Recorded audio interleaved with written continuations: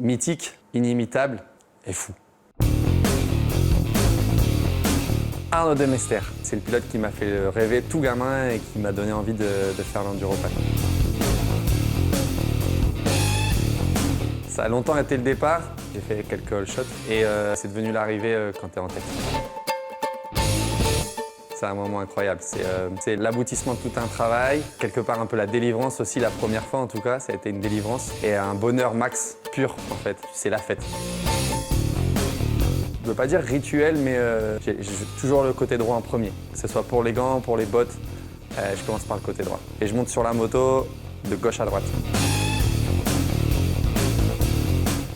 Bonne question. Aujourd'hui, c'est Dakar, évidemment. C'est la course qui anime ma carrière et ma vie. Ça a été l'enduropal pendant de nombreuses années. C'est ma course de cœur aussi. Je vais répondre joker, les deux. Je dirais un entre-deux, plutôt 22h30, parce que je m'oblige à me coucher tôt et à avoir un rythme de vie d'athlète.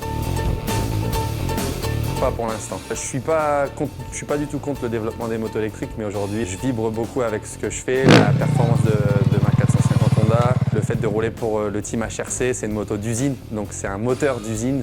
Je pense que c'est vraiment un privilège pour moi de monter sur cette machine, donc j'en rêve et je suis hyper heureux de monter sur une moto thermique aujourd'hui.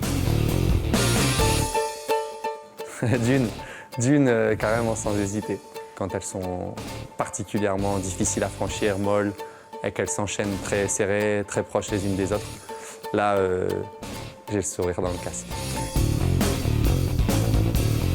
N'essayez pas de combler un manque de roulage sur les 3 derniers jours, mais effectivement, rouler, c'est quand même important. J'ai envie de vous dire des petites séries, mais régulières. Non, copain, et ça fait partie de la course. Il n'y a plus beaucoup de poireaux en fait, le niveau a monté, il y a des pilotes plus lents, je n'ai pas envie de les appeler poireaux. Ils font partie de l'enduropal, ils font partie du mythe et donc forcément si tu en fais tes ennemis, tu ne performes pas. Il faut que ça soit tes copains. Aujourd'hui, le rêve, il est de gagner le Dakar. C'est le rêve absolu.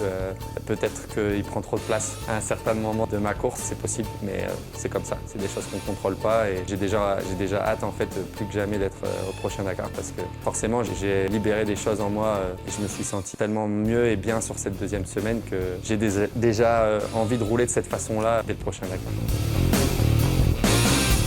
Mythique, inimitable et fou.